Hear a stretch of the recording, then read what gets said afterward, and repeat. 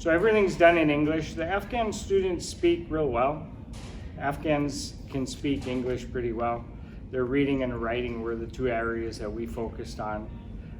But you pick up Dari and Pashto with the students. Those are the two main languages.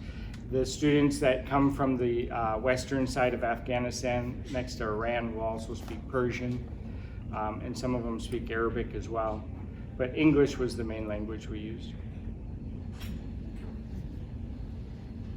The two guys that seen combat, when you were out there, were you fighting with the Afghan soldiers? Were they part of your platoon or?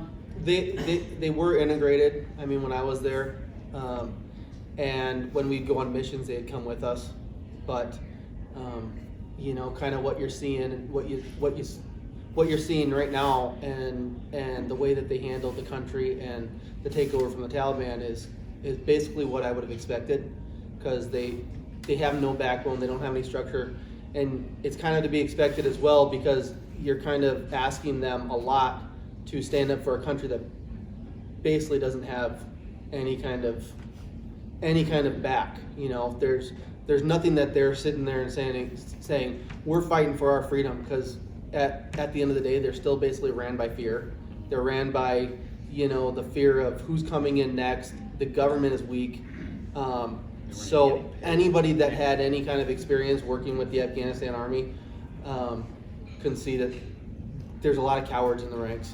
They fought next to the U.S. military, but they also knew that we were going to do most of the fighting, you know. So it's sad that we just left them kind of just to hang there. And as soon as I heard it was going on, I saw that coming before it even happened. It was just kind of what you saw with them. You know, they're not the first ones up the hill, and they're definitely not the last ones down. They were forced to go up behind us if someone's attacking, and you know, they were the first ones to flee. So it's pretty terrible. It was a little different when I was in there. By the time I got there, the Afghans were leading. It was no longer we were the ones kicking doors down. They were the ones doing it. It got to us. I think a lot of, from what I was told while we were there, was we need to allow them to lead the missions. We need to allow them to be the ones that are putting themselves first if there is firefights. But again, at the end of the day, I'm the one in the back and I'm the one getting shot at. So the ones that we had fought with us, they really liked to use RPGs. They did not understand blast radius, so I would be shooting and they'd be right next to me shooting a rocket, and guys were just like, hearing was not. So I think things changed, but again, we dealt with a lot of green on green, which means they might be in the Afghan army, but they're actually Taliban. They like infiltrate the ranks.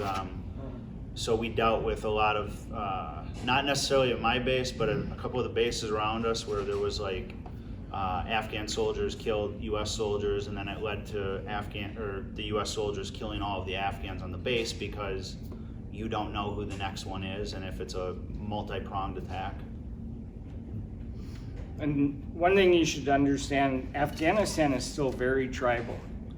You have the Pashtuns, who feel they are the true Afghans. You have the Hazaras, you have the Tajiks, you have so many different tribes, and it depends on where you're from. And the Hazaras are really put down a lot, they're discriminated all the time, it's just common. And so if there were Hazaras in the military fighting with Pashtuns, the Pashtuns would just, you know, they didn't care, they wouldn't do anything, you know. And many of the soldiers, Afghan soldiers I heard of in the listed ranks, they weren't paid and they had to buy their food from their officers. So there's just a lot of corruption. And then what you were saying about they don't fight for freedom, Afghans, well, most Muslims societies don't really have a concept of country. If you ever talk to them, first of all, God is first.